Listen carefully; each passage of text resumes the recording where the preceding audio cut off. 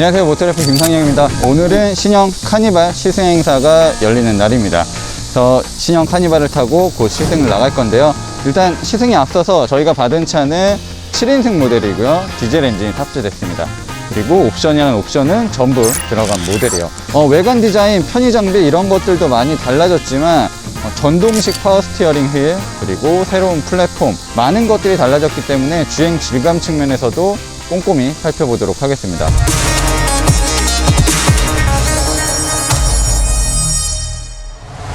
네, 우연히도 옆에 구형 카니발이 있어요. 정확히 몇 년식인지 모르겠지만 우리에게 아직은 더 많이 익숙한 모델이고요. 신형 모델과 디자인을 비교해보면 한눈에 다르다는 걸 알 수 있습니다. 헤드램프와 그릴을 잇는 기조는 동일하지만 표현 방식들이 많이 달라요. 훨씬 더 화려하고 입체적인 느낌을 주고 있고요. 그리고 면을 더 많이 살렸습니다. 좀 박시한 구성을 하다 보니까 지금 구형 같은 경우는 이렇게 파진 부분들도 있고 그릴이 튀어나온 부분들도 있는데 그런 부분은 아예 심플하게 없애버렸습니다. 그래서 더 SUV 같은 좀 강인한 느낌을 주는데 일조를 하고 있고요. 최신 디자인 트렌드도 많이 따랐습니다. 이제는 확실히 미니밴이 짐차다, 단순히 사람을 나르는 차다 이런 이미지를 벗어나서 좀 더 역동적이고 남성적인 이미지까지 갖추고 있는 것 같습니다. 차체 크기도 커졌고 플랫폼이 바뀌면서 비율 자체도 달라졌습니다. 그리고 차를 좀 더 늘씬하게 보이게 하기 위해서 한 노력들도 있어요. 네, 예전에는 캐릭터 라인이 있고 이 도어 슬라이딩 하는 부분이 또 따로 있었는데 지금은 선을 아끼는 디자인, 네, 앞에서 나온 선이 쭉 이어져서 이 파워 슬라이딩 도어까지 연결되는 구조를 가지고 있습니다. 어쨌든 자동차 안에서는 버려지는 선을 재활용해서 디자인을 접목시키는 것도 기술 중에 하나거든요. 이런 식으로 직선을 많이 강조하게 되면 차가 훨씬 더 늘씬해 보이기도 하고, 일단 선이 줄었기 때문에 2단으로 오는 선이 없기 때문에 훨씬 더 심플하고 차가 더 넓어 보이는 효과도 줍니다. 이 3열 유리도 훨씬 더 아래로 내려왔죠. 실질적인 시야 확보에도 도움을 많이 주고요. 약간 플로팅 루프 타입으로 처리를 하면서 사실 이 부분이 굉장히 넓은 공간인데 이쪽을 조금 더 얇게 만든 느낌, 이런 것들도 담아냈습니다. 네, 뒷모습 디자인은 확연히 다릅니다. 지금 램프를 완벽하게 분리시켜 놓은 전형적인 좀 오래된 디자인을 취하고 있고요. 램프를 서로 이어놓은 전형적인 최신 디자인을 쓰고 있습니다. 물론 이런 디자인 트렌드는 또 언제 바뀔지 모르지만 한눈에 더 띄는 것 같고요. 그리고 멋있는 느낌도 듭니다. 네, 그리고 직선을 많이 사용하게 되면 차가 더 넓어 보이고 무게중심도 딱 잡힌 느낌이 들거든요. 한눈에 봐도 차이가 많이 나죠. 네, 확실히 신형 카니발 같은 경우는 세련된 느낌도 많이 강조가 됐고 최신 트렌드 이런 것들도 반영을 많이 하면서 단순히 어떤 한 역할에 국한됐었던 미니밴을 조금 더 넓은 세상으로 가져 나온 느낌입니다. 네, 지금 공회전 상태에서는 디젤 엔진 소리는 들려요. 이전 세대 모델과 소음의 정도가 크게 달라진 것 같지는 않습니다. 하지만 진동은 많이 줄어든 것 같아요. 가속 방지턱 넘는 느낌 상당히 부드럽습니다. 그리고 지금 노면이 이 패여 있는 부분도 있고 계속 오르막 내리막이 어느 정도 반복되는데 카니발은 확실히 전고가 높은 SUV와는 달리 바닥에 깔려 있는 느낌을 주고 있습니다. 롤이 그렇게 크지 않은 편이에요. 미니밴은 의전용으로 쓰는 경우도 많거든요. 기본적으로 SUV보다 승차감이 훨씬 더 좋게끔 설계가 되고요. 2열은 확실히 편하죠. 이 대형 세단 같은 경우는 흔히 말하는 이쪽 사장님석만 편한데 이런 미니밴은 2열이 공평하게 편합니다. 사장님석에 앉았습니다. 상석, 가장 상석인데 시트를 좌우로 슬라이딩을 할 수가 있어요.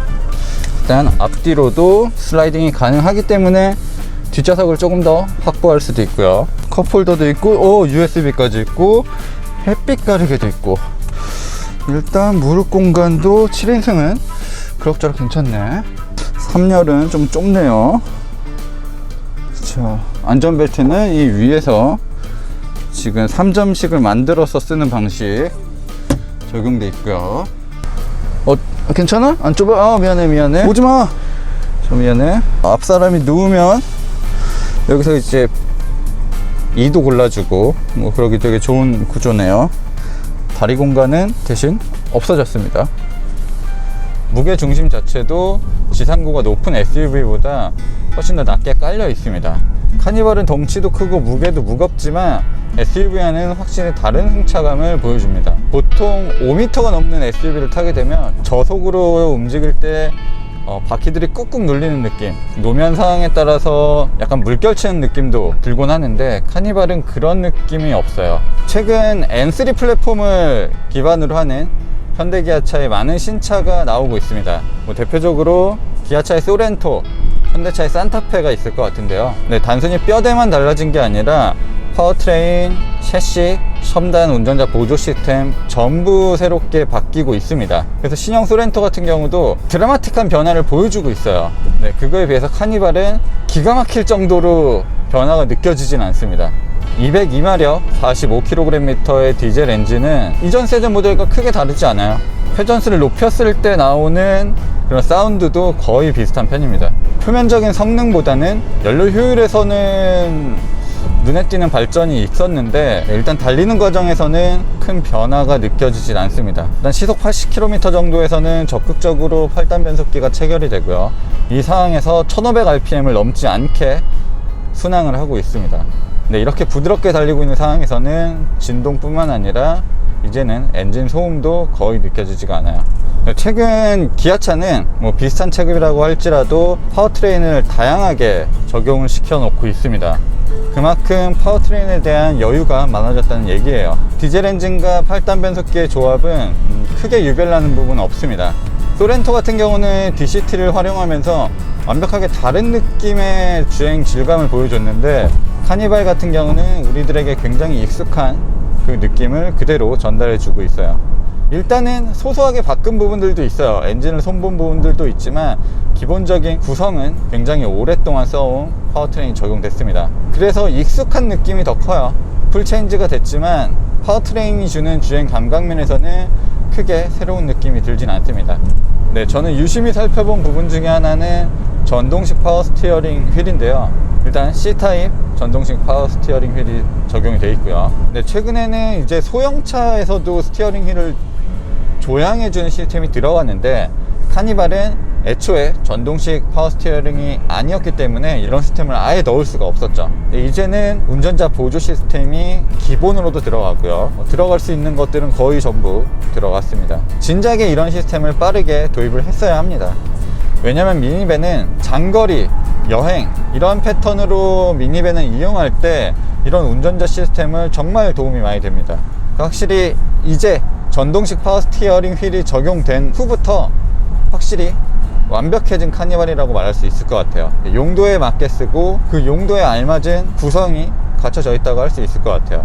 지금 크루즈 컨트롤로 지금 80km로 딱 달리고 있는데 이 상황에서는 1250rpm 정도 사용하고요.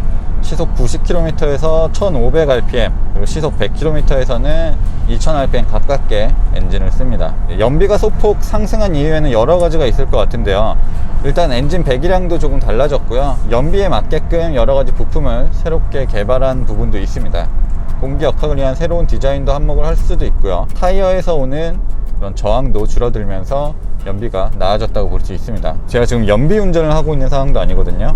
기름이 절반 정도 있는 상황에서도 417km를 달릴 수가 있습니다. 네, 단순 계산으로 기름을 가득 채우게 되면 830km 정도는 한 번에 갈 수 있다는 얘기죠. 이런 부분도 카니발의 큰 장점이 될 수 있을 것 같고요. 네, 타이어와 휠 얘기를 조금 더 하자면 이전 세대 카니발이 공명음 논란으로 문제가 많이 있었잖아요. 이런 것들을 좀 무상수리 해주면서 어떻게든 잡아보려고 했지만 제대로 잡히지는 않았습니다. 뒷바퀴와 가까운 3열 좌석에서는 어떻게 느껴질지는 모르겠지만 제가 운전하고 있는 운전석 쪽에서는 일단 공명음은 느껴지지 않습니다.